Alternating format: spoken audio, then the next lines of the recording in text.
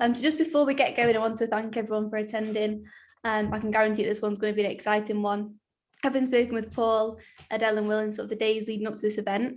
So today we're going to be discussing cyber ratings and their emergence in the cybersecurity industry. So are they a good idea? Will they take hold and become the credit ratings of cyber? And what are the risks? So we'll be covering all of this and more. So speaking today, we have Paul Barker of Vigilance Consulting, Adele Fawcett of Airnow Cybersecurity, and Will Gray from Security Scorecard. So they'll be guiding us through the discussion today. So there'll be a chance as well for you to ask any questions that you might have. So if you could put those through the Q&A section at the bottom of the screen, we'll get around to them shortly. And I'll hand it over to you, Paul.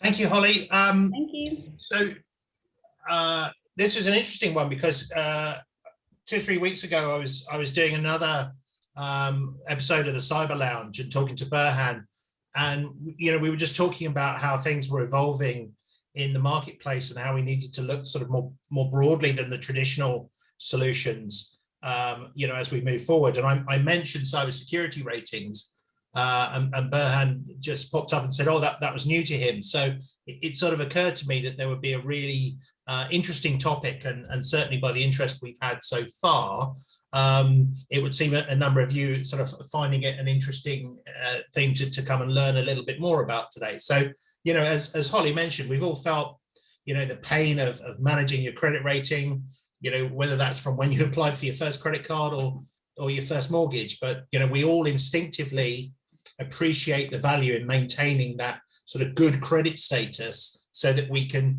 go on and achieve the objectives that we want, whether that's new stuff or new houses or whatever. And I think, one of the things that's interesting is that's been a growing trend, particularly over the last 5 years or so in consumer retail, and almost unconsciously now, whether it's, TripAdvisor, FIFO, Trustpilot, Trusted Trader, the role that those peer review and consumer ratings are play, consciously or subconsciously in our purchasing decisions, is really now an integral part of that decision-making process. If you think about it, if you're looking at two broadly comparable products, one's got a 5-star rating and the other a 2-star rating because of who they're sold by, you know which one's going to end up in your basket and being checked out. So, it's interesting to note, with those names that I rattled off, these companies are now being quite sort of sneaky about it. They're using psychology to generate influence. So you've got heavy use of the word trust, in the titles of these reviewing sites. So there's clearly a lot at work here about loyalty, trust, and engendering confidence, which in an ever increasingly complex world is a hard thing for us to gain assurance on. So very much, they are, in some instances, exploiting that vulnerability in us all for, wanting to make sure we make the right choices and make the right decisions. So if you flip that into the corporate world, things really are no different. It's just the scale that often changes. So, firms of all shapes and sizes continue to leverage third-party outsourced services, especially those who've readily adopted cloud technology to underpin the distributed workforce that we've all moved to, that's been, particularly accelerated by the COVID pandemic since not far off this time last year. As a result, what you get is a complex network of supply chain,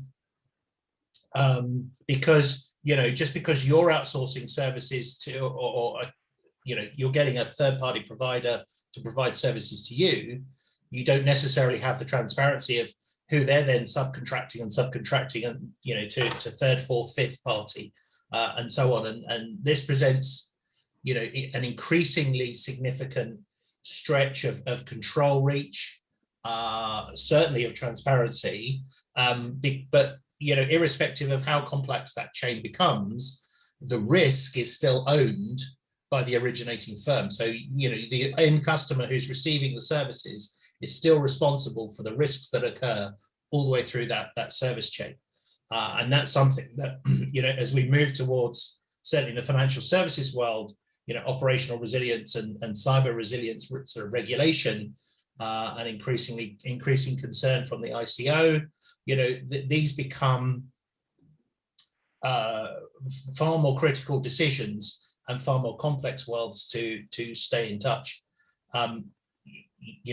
Our online presence, whether it's in our personal lives or in the corporate world, is ever present now, and the role that information and data plays, in these relationships, given that a lot of them are service-based outsourcing and third-party arrangements. It really is key to have this transparency and a level of comfort to validate your cybersecurity of your own overall operation, but also of those people that you're doing business with, so your potential counterparts and your vendors. And so, when faced with this problem, having something like an independent cybersecurity rating, could be a really invaluable driver of really good quality decisions, and also changes in the relationship over time. So that's really the context of how we came to be talking about this today, but I'm very privileged to be joined by a couple of experts in the field, who know far more about this world than I do. I was just fortunate to be introduced to Adele, and she kindly took me through the whole world, and I found it fascinating. So I'd like to welcome those two guys today, and maybe start off with a question for you, Will. Can you give us a bit of a potted history about cybersecurity ratings and where they've come from? Yeah, of course. Yeah, Paul. Yeah, thank you for the invite, and really looking forward to the chat today. So, as Paul touched on already, security ratings is a fairly new concept when it comes to evaluating business relationships. It's probably 8 to 10 years old as a market, but the synergy with credit ratings in consumer finance is quite interesting and quite striking. And the parallel that I would draw is that when you make an application for a loan or a credit card or some sort of finance agreement, you provide information to that company, but then they also go to another organization like Experian or someone else and say, this is what the applicant's telling me. What do you know about their behavior historically as it relates to them managing their finances? And credit cyber risk ratings is a similar concept, really. Like, if you imagine back in 2012, 2013, people are moving infrastructure and applications and business processes to the cloud, and you would traditionally send that provider a questionnaire that says, can you please guarantee that you're going to look after my data? And of course, most organizations respond that with the best intentions, but either the person responding doesn't really know, so you send it to someone who's your customer relation manager, who doesn't really know how they encrypt, what the encryption standard is for the data, or how often they apply critical updates to their systems. And of course, things change. So just because you're doing something well today doesn't mean that during the course of my 3-year relationship, things aren't going to evolve and new issues arise, which it really isn't captured by a one-time questionnaire. So security ratings in that comparison with the credit ratings really come about of how can I look at an organization and gather information about their security hygiene that would help me to make more informed decisions about how I manage that relationship, and how do I communicate any additional risk that I might be bringing to my business by moving forward with that provider. Now, of course, security is an enabler for the business. So you're not trying to stop relationships moving forward. What you're trying to do is make it a little bit more informed and really bring together what is the provider telling me and what can I see using an instant and non-intrusive methods in order to validate that, so that I have a complete view. Now, if you fast forward to today and consider there's I work for a company called Security Scorecard. We have customers in about 52 countries. There's about 3,000 to 4,000 organizations that are leveraging these security ratings platforms to help inform those decisions. And there's probably hundreds of thousands of cyber insurance premiums where cybersecurity risk rating data is being used to inform them. You can look at that in two ways. You say the market's still quite young and it's still maturing, However, it's been quite a fast growth over the last 8 or 9 years.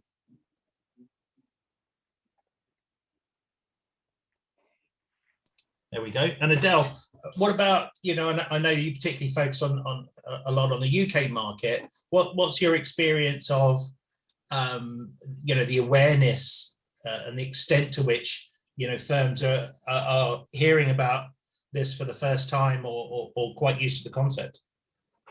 So, as Will said, it is still quite new to the market. Not a lot of organisations have necessarily heard about it. It is still new to quite a few people. One thing I have noticed is when I am speaking to people about cyber risk ratings and how they can help, if they're already aware of that, they're using it within the business, and they're reaping the benefits of using cyber risk ratings to monitor third parties. The market, the more and more platforms that come into play, the more cyber risk rating platforms that come about. Obviously, that is going to raise awareness around it.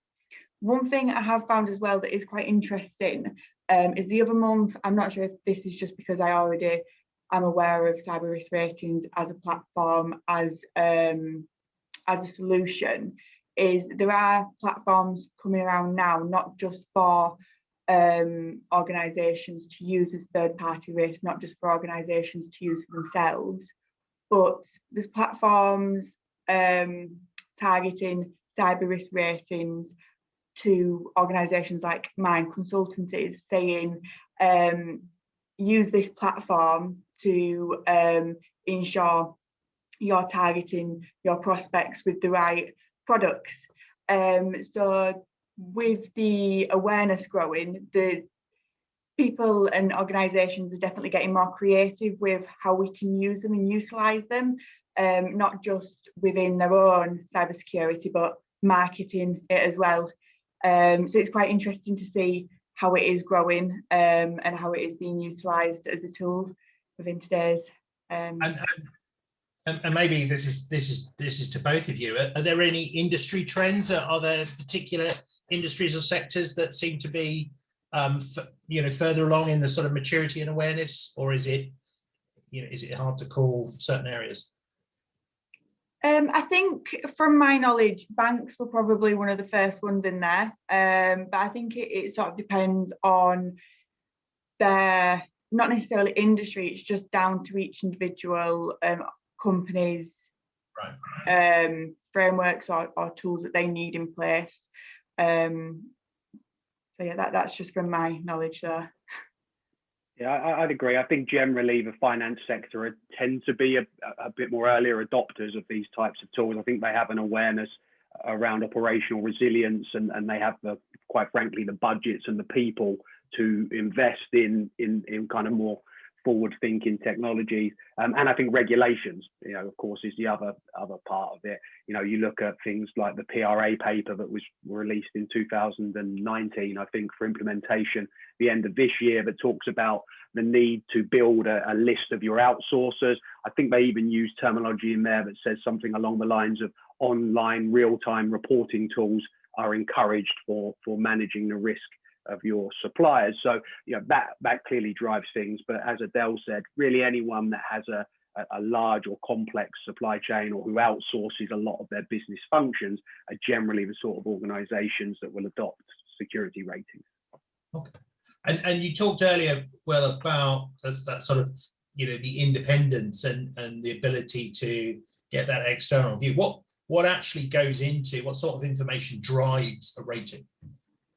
Yeah, you'll probably notice during the course of the next hour or so, I like to use analogies, and some of them may ring true, and others might go off on a bit of a tangent. But my favourite one, which Adele knows, is that think of, I always describe it, it's like Google Street View, right? So what ratings providers do is they're walking around the internet, looking at the assets that exist, and trying to determine how easy would it be to compromise that asset. And what does the overall hygiene look like in terms of, does it look like it's configured following best practices and standards? In the same way that if I was on Google Street View, I don't ever have to step foot onto the property in order to do that. I can stand on the street and I can go, oh, that door looks like it's unlocked, maybe that window's ajar, the grass is overgrown, the paint's chipping off the wall, and that will give me an indication as to how that property is being maintained and how easy it would be to compromise. And that's all done without authenticating or connecting to the device. And so the way that the ratings work is, there's about 100 things that you can see from the outside, which are generally around how are they configuring the DNS servers, are there patch updates that are required for particular systems, how long does it take on average for organizations to apply critical updates. I can look at the website and see, is it enforcing encryption? There's various different risk issues and observations that you can make in order to make some determination. And where the clever part of ratings comes into is you have to then determine, well, how severe are those individual issues? Because not everything is as important as other aspects. And so where I think the cleverness comes in is having a data set that says, of the millions of companies that exist in the world, is there any consistency between the types of issues that are observed in companies that ultimately end up being breached? Therefore, if I see these issues in other organizations, I could then predict the likelihood of them becoming victim of some sort of breach event. And I'm always very clear about this. This is probabilistic, it's not deterministic. So a company could have an extremely high security rating and still be compromised. An organization may have a very poor rating and never suffer an incident. But the general trend is that companies that are scoring poorly are scoring poorly because they have lots of external facing issues that have been identified. And if a credit scoring or a cybersecurity scoring company can see these issues, someone else could if they wanted to go and to compromise that particular organization. And I'm assuming that there's sort of framework agnostic, an objective in that. So it doesn't matter whether a firm is doing COBIT, NIST, ISO 27001. It's not saying best practice, we've defined this framework is good. Presumably it's looking at overall general levels. Is it? Yeah, that's right. And now certain risk elements are mapped to frameworks. So I give you an example. Within Security Scorecard, one of the things we look for is, are there any patches that need to be applied? And for the updates that have actually been applied to the systems, how long did it take? Like, how long did we observe that asset did not have the CVE that was released 6 months, 12 months, 18 months ago? And we use the NIST standard for that, where it's widely accepted that high severity updates should be applied within 30 days. I think medium is 90 and low is 120.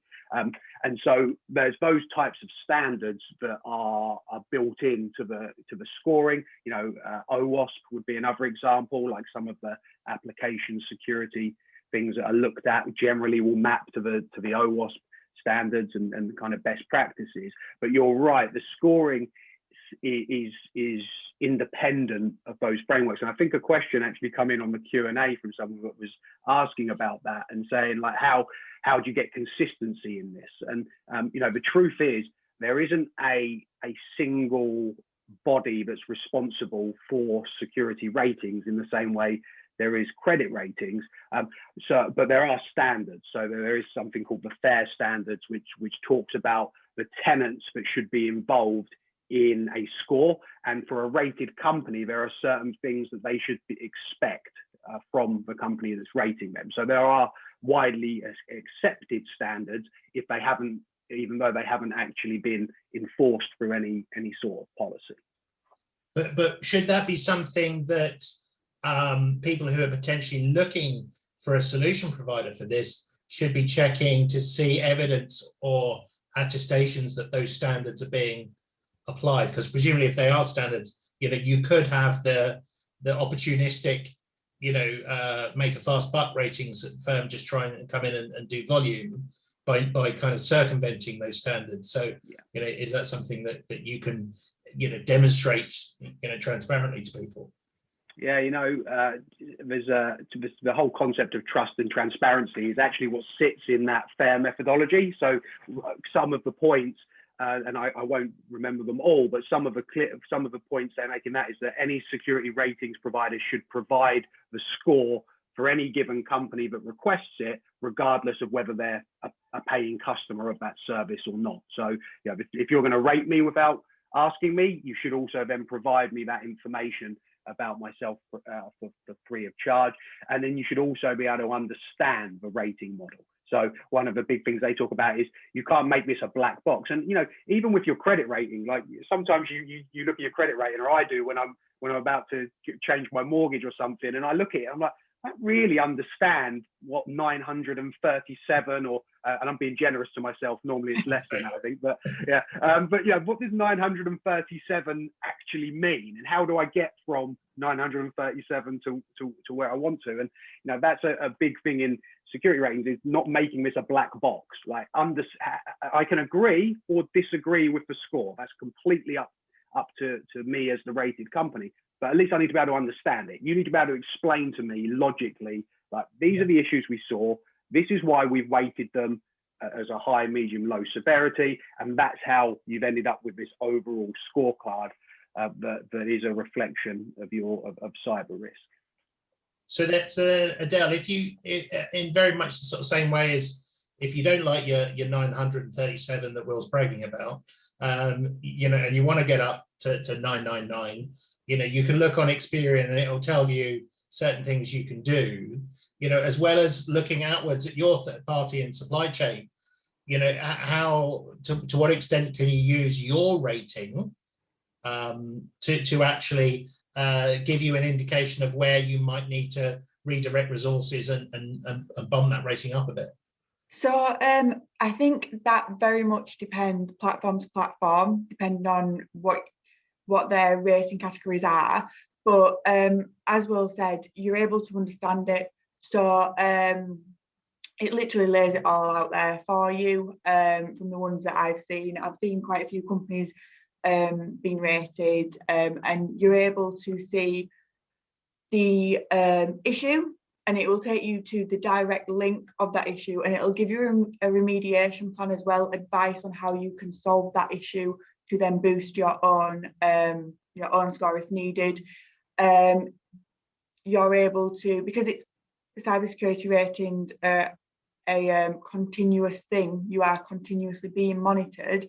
You can look back and see your history, see maybe what you did in 3 months ago to up your score, or maybe what you're lacking 3 months, what you're lacking from 3 months ago as to why your score went down. So you can use cybersecurity risk ratings to look back at what you've done well, what you've done wrong. You can use them to obviously up your score, make those external cyber defenses even stronger, fill in those gaps that you find. You can also use them just back to like third-party due diligence and supplier risk. You can also use cyber risk ratings when you want to validate questionnaires.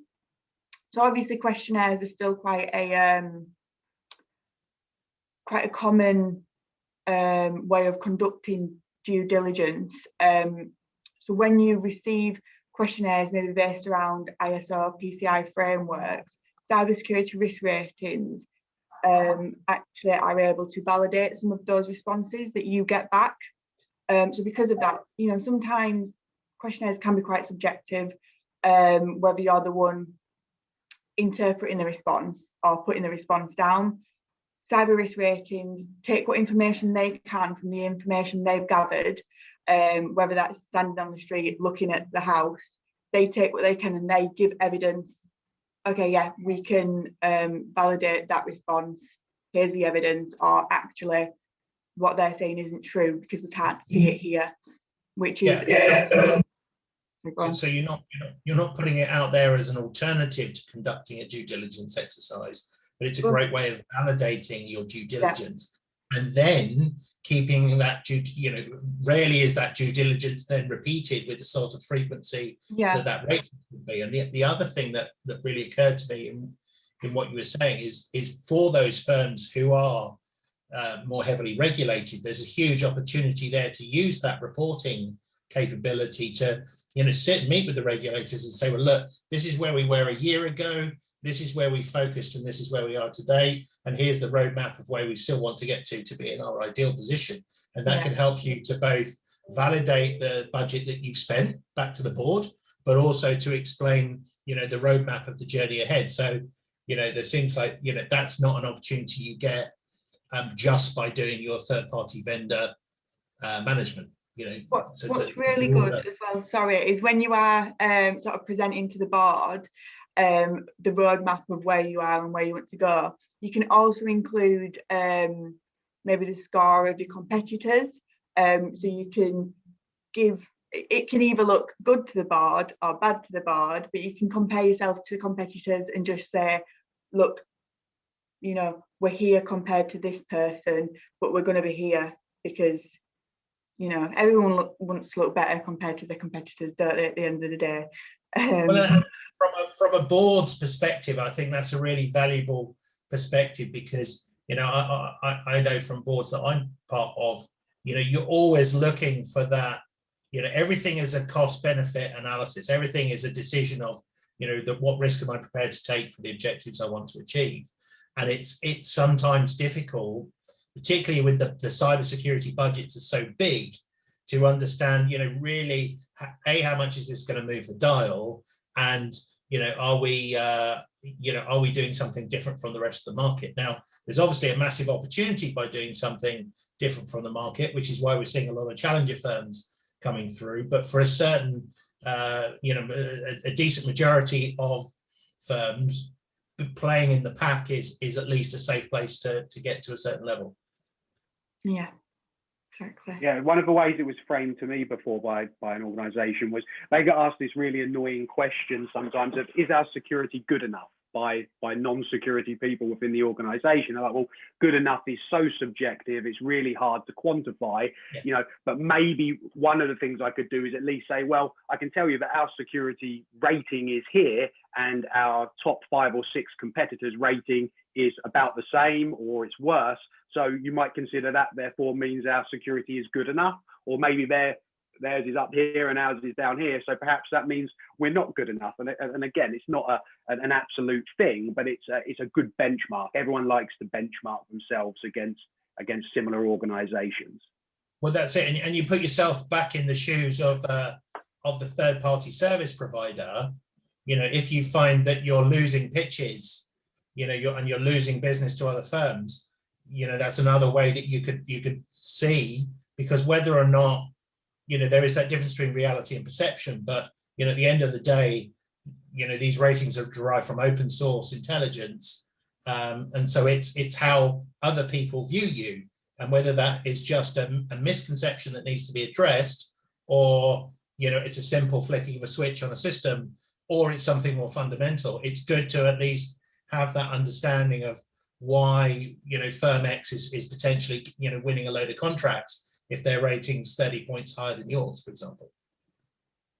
So, lots of, this is where I see that comfort. And, I think some people will, of course, be tied to their existing, methodologies. But I think more and more these days, a bit like I said at the top with the trust pilots and things like that, it's about comfort and validation from multiple sources, and not just saying, this is the way we've always done vendor management. Supply chains have got a lot more complex. The cloud has made it a lot more complex. So you really do need technology to help you, rather than, as you say, Adele, a paper-based questionnaire that you conduct, in a pre-contract meeting where you're always going to see the best side, of the organization.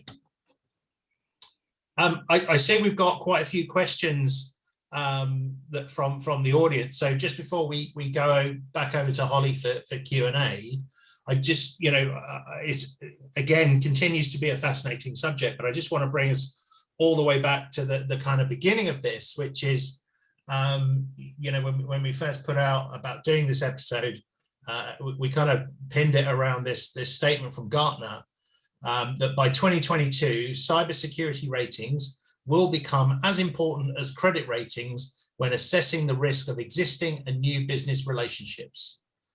My question is, seeing as we're in February 2021, was Gartner right but wrong on timing, or completely wrong or completely right? Will, let's come to you first. Yeah, I would say maybe Gartner got a little ahead of themselves, not for the first time, you know, in their timing. I mean, there are clear examples of where this concept of cyber risk ratings is becoming as critical as that. And I would say cyber insurance is the example, right? Cyber insurance underwriters are almost universally, whether it's using Security Scorecard or other ratings providers, are almost universally relying on this type of information when they're making premium decisions for companies that they're offering cyber insurance policies to. Like that, I'm seeing that, and that I think you could argue, therefore, that data is becoming as valuable, and you can see why cyber insurers adopt it, because they're used to having data sets when they underwrite risk, of course. Like that's what their whole business model is based on. But I think it does give validation of the data as well, because they're not going to make premium decisions and adjust them based on data that they don't feel is accurate. But if we move to the corporate world, which I think is more where that comment was made, like clearly there is still some progress to be made. I think things that will drive that are standards, like it's come up a few times, but you know, compliance standards and frameworks are the sort of thing that do drive adoption. And you know, if you look at the ISO 27001 process, it will talk about supplier assurance, and there's whole sections on that. If you look at the Bank of England's cyber maturity questionnaire that they issue to the regulated entities, there are whole sections in there that talk about how you're monitoring your supply chain. So I think the timing might be a bit out, but I think the market is certainly moving that way, where it won't replace the questionnaire, but it will complement it and give me that ability to at least have an independent view of the security of these organizations I'm doing business with. Fantastic. Adele, anything you'd add on Outlook? I think I completely agree with Will on that, to be honest. I think it is the growing in popularity, but just a bit out on timing with it. I think as well, from conversations I've had with people, it might not necessarily be a revolution until they are a regulated, until there is a regulated scoring system in there, but only time will tell. We'll see, I suppose.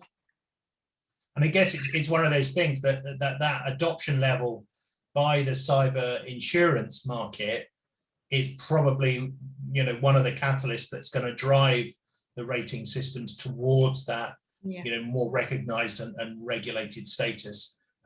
You know, especially as it continues to, as you say, underpin underwriting decisions. Brilliant. Holly, can we scoot back over to you and see what questions we got from the audience? Of course. Just before we do that, thank you very much to all of you. There's a lot of interesting information there to consider, and a lot that I wasn't aware of as well. So yeah, we'll hop on to the Q&A session. I can see we've already got quite a few questions for you to answer, and if anyone else does have any questions, if you can do those through the Q&A section at the bottom, and I'll ask the panelists. So the first question is, what is the regulator's view on this, if there is any? Yeah, I can take that. So yeah, there's standards that have to be adhered to, and there are regulators that will both purchase and use solutions like this, and also embed requirements related to security ratings into their mandate. So I know I've used the example a few times, but you look at Bank of England that are mandating organizations to build out third-party registers, so they know who all their third parties are, and they're being asked to use like online and real-time reporting tools in order to assess and kind of manage that risk. And we can move into things like GDPR, where they talk about the need to manage the security of your processes. I think it's Article 32. So you're starting to see mandates around the requirement to do something more advanced than just send the supplier a questionnaire. But no one quite yet is at the point where there is a regulated body responsible for security ratings. And I think that will be something that will help drive the adoption when it arrives, which I can't imagine is too far off. But you can really see, Will, from those operational resilience papers that came out for financial services firms in from 2018, 2019 onwards. We also have to consider where we are in the maturity curve, and actually, for one of the first times that we've seen so explicitly in consultation leading to regulation, the UK regulators are now talking about still pushing firms towards greater adoption of cloud solutions. And historically, they've just stuck at standards and said adequate or satisfactory or comprehensive. But actually now, they are starting to enter that world. And I think to a degree, it's also about an education process for the regulators themselves about understanding how the technology can be used to support better supervision going forward. So, whilst we're not there, again, there's a difference between, recognized and whether it's NIST or ISO or COBIT or TOGAF, whatever you're using, again, regulators don't necessarily, wholesale say this is the system that we want you to adopt, but they do recognize that there is this body, out there, or these bodies out there that are looking to act on those standards for industry.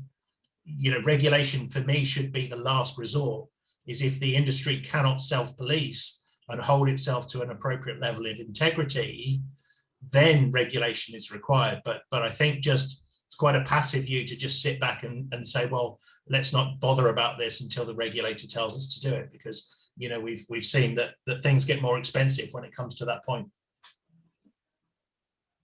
Well, thank you both for answering that.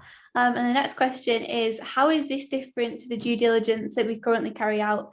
For example, if a third party keeps their accreditations such as ISO 27001 up to date, what would be the benefit of scoring? So it's not necessarily different. Sorry, go on. Go on.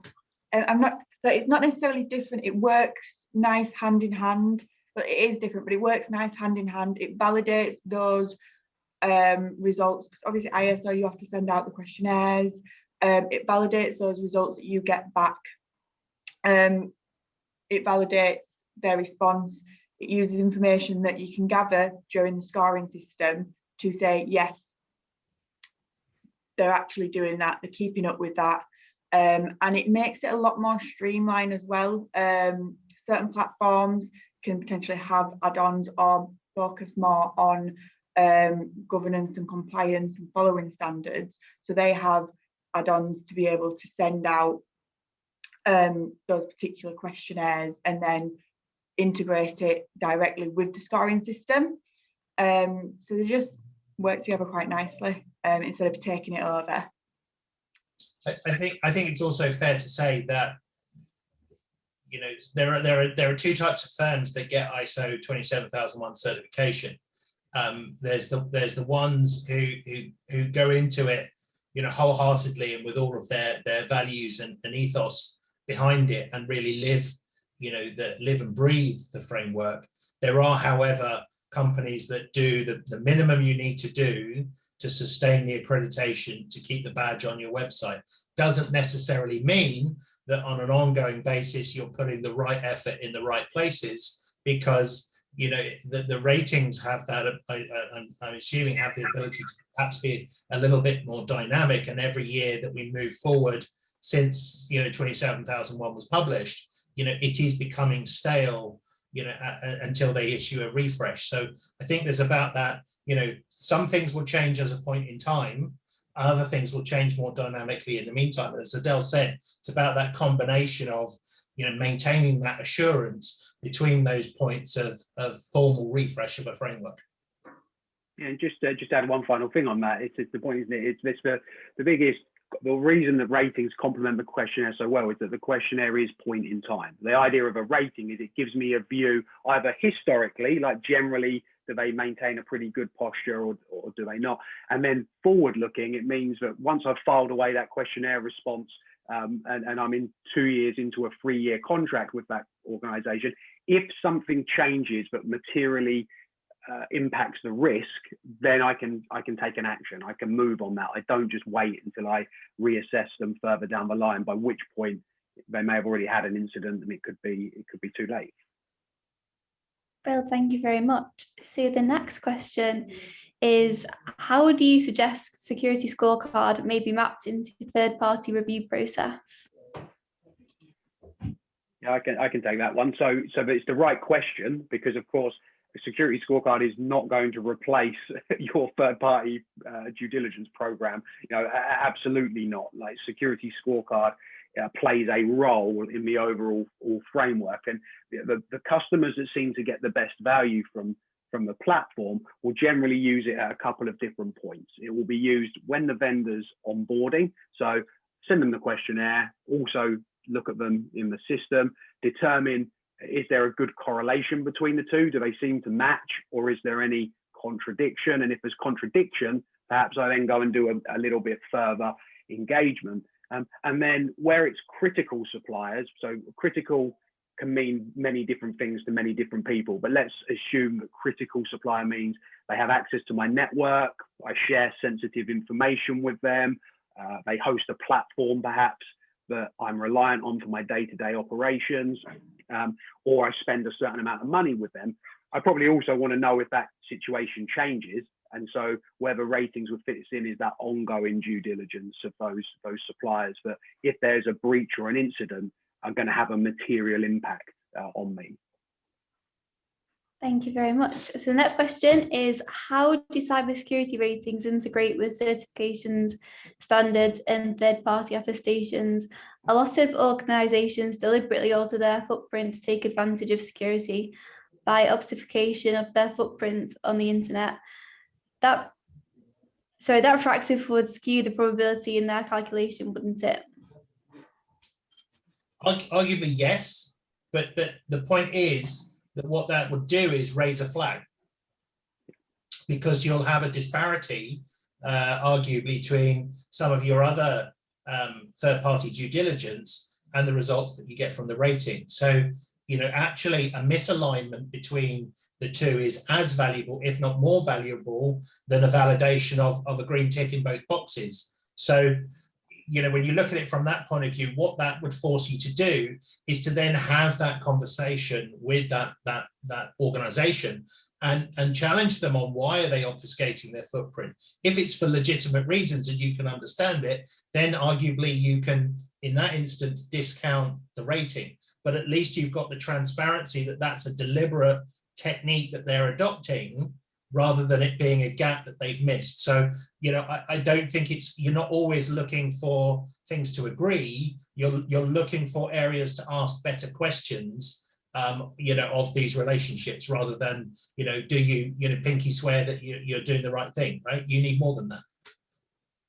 Yeah, and also sometimes there's legitimate reasons as to why you might do that. So I always use the example of Microsoft, right? If you want to run a scorecard against Microsoft have a huge amount of infrastructure, some of it that relates to their corporate environment, but a lot of it relates to infrastructure that they essentially lease to customers and businesses, and they're not actually responsible for the security of it. And oftentimes when a customer looks at Microsoft, they might go, well, they've got a bad score, that's really bad. But they also may want to go, well, actually, I use Office 365, so I don't really care what Microsoft's overall score is. I want to focus in on, well, what's the score of the infrastructure that provides the services that I leverage, i.e. Office 365 suite, and that sort of thing is already pre-built in a lot of the scoring platforms. Perfect, thank you.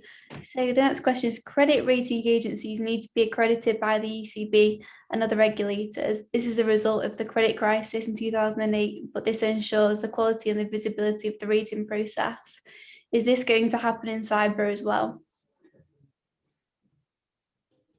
Yeah, I believe so. But one of the where we are today is all around that trust and transparency and openness of the scoring. And there's I mentioned the FAIR standard.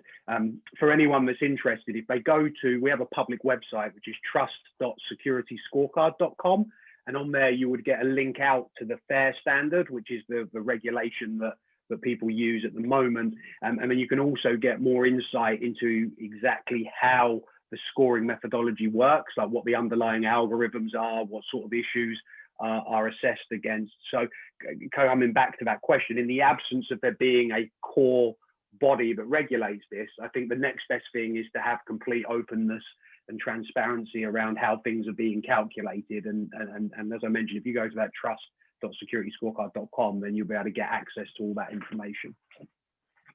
And think about it as well, in terms of innovation, right? Innovation is always going to move faster than regulation, right? Just by the very nature of it. So, again, to me, it's an interesting question. If someone's always sitting back waiting until something gets regulated, you might have missed the best part of the opportunity and the competitive advantage that lies in that. So I think it also depends on your outlook and your risk appetite and the extent to which your vendor world is perhaps stable or perhaps more volatile. And certainly when you've got a more volatile environment, you'd certainly want to be ensuring that you've got those multiple sources of intelligence that you're using to cross-validate and make sure that your main thrust of work is going to be appropriate.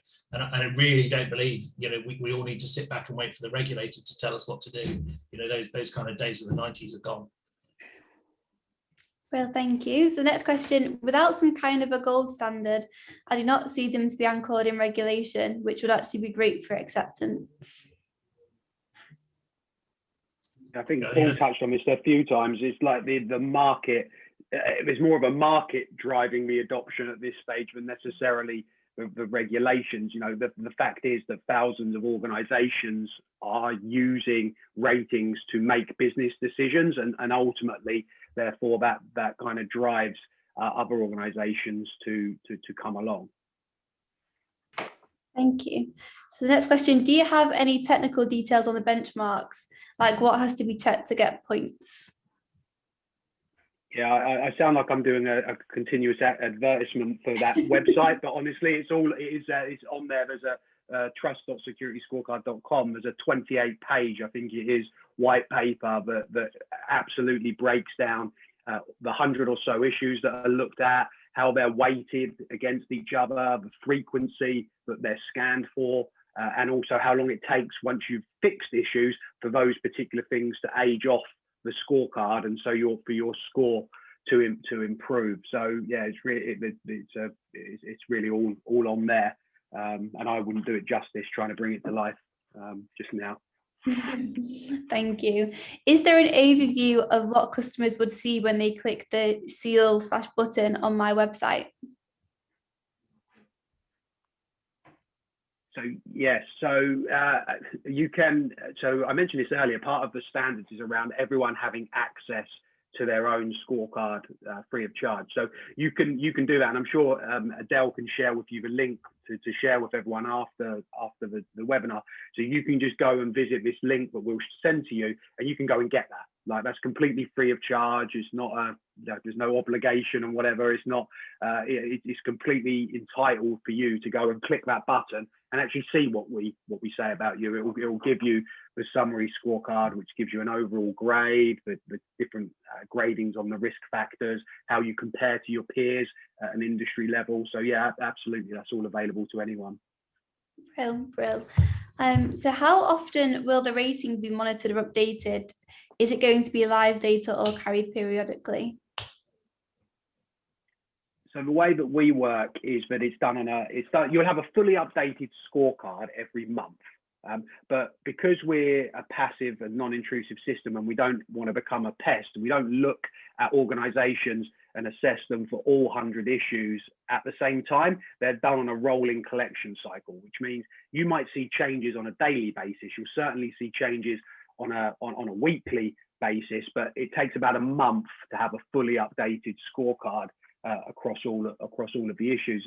The only exception to that is that if you proactively resolve something and you tell us about that, then we would run a rescan immediately. So that triggers us to then go and reassess for that issue, even if it's not due to be reassessed for. And that's born from feedback from customers. Customers explain to us that, you know, if I'm going to tell a business partner that I'm not moving forward until they fix these particular issues that concern me, then once they fix them, I want to see that reflected almost immediately. So we as a company have an SLA of 48 hours to reflect those resolutions on the score. So again, trying to make sure security can move at the speed of the business. If I want to go and buy a new accounting platform and I'm trying to move all of my accounts over, the last thing I need is the guy in security going, well, Security Scorecard says you're a C, so could you just wait a month and let's see like where we get to. So of course the idea is to make it more real time than that.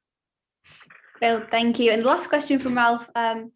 Are there any plans to go to an issue paid rating, ensuring that companies get more insight from the companies than just an external scan, a bit like BitSight, etc.?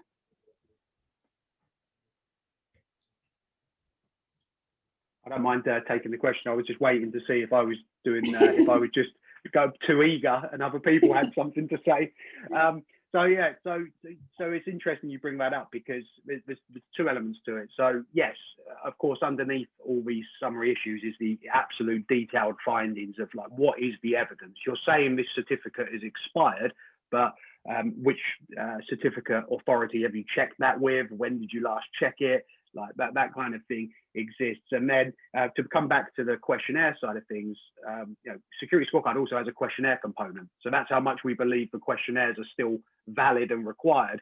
But you can both do the external outside-in assessment in the platform, and you can also host your questionnaires in there as well. And the idea is you bring that together and you have a complete view, therefore, of the risk, and you have it in one place. And you get the benefits of that point in time self-attestation and the benefits of the independent validation and continuous assessment that you get from ratings.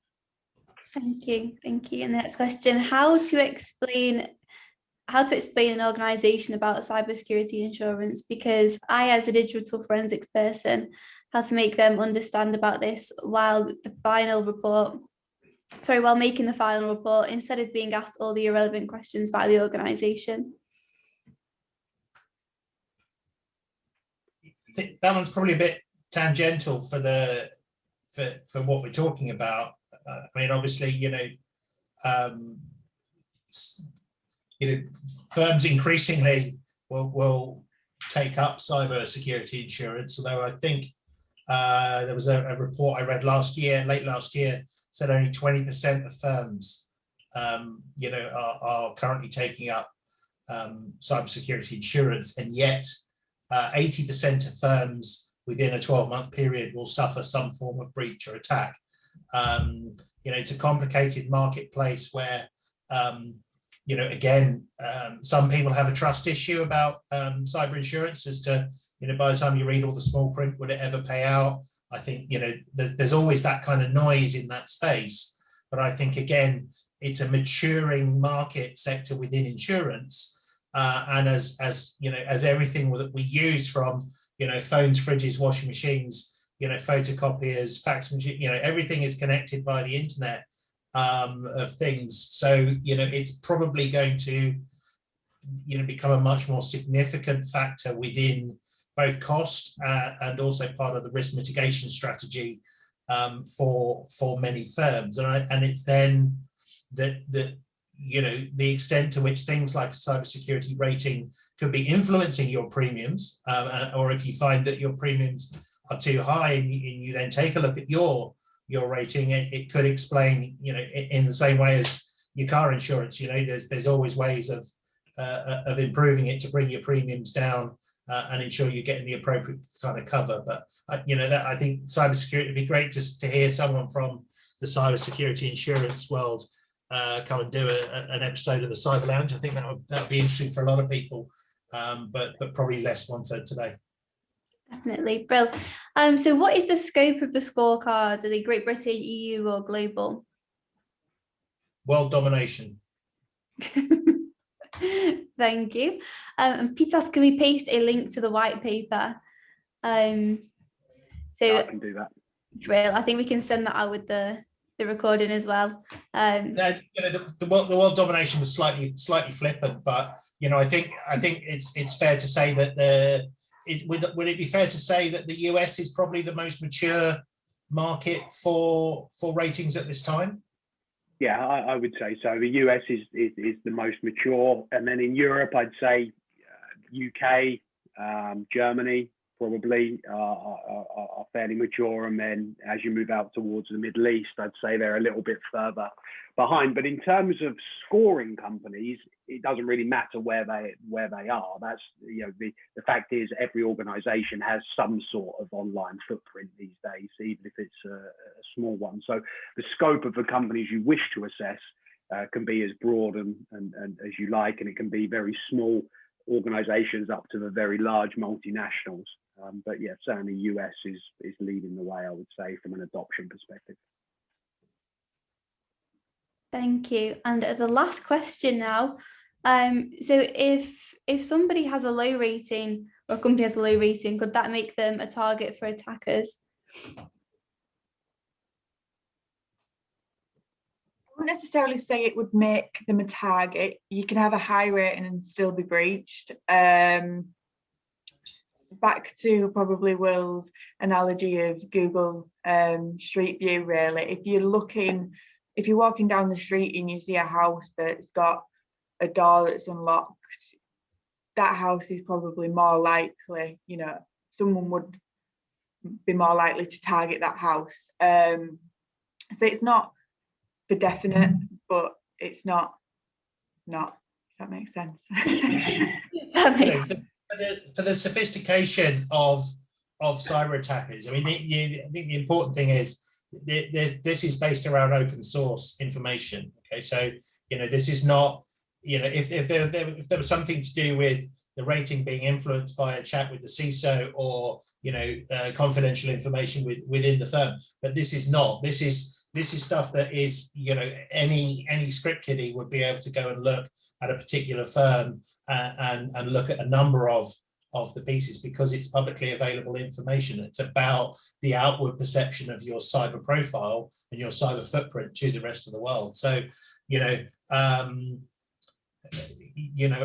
also think that most cyber criminals wouldn't pay the fees to be a subscriber to the system in order to execute their system. So it's probably a fairly low risk in the grand scheme of cyber crime. Brilliant, thank you. So I think that's the last of the questions for today. And with that, I want to give a big thank you and a virtual round of applause to our amazing guest speakers, so Paul, Will and Adele, and for the audience as well. They've been wonderful. So we will send the recording out of this to you, and any links as well we'll drop into the email as soon as we can, so you can watch it again in your own time.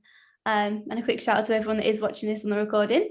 I believe Adam has posted the link to the Cyber Lounge in the comments, so please join us there if you haven't already, so we can continue the discussion. And that's all from us here at the Cyber Lounge. I hope everyone has a wonderful day and a great weekend. Thanks, guys. Thank you. Guys. Cheers. Take care.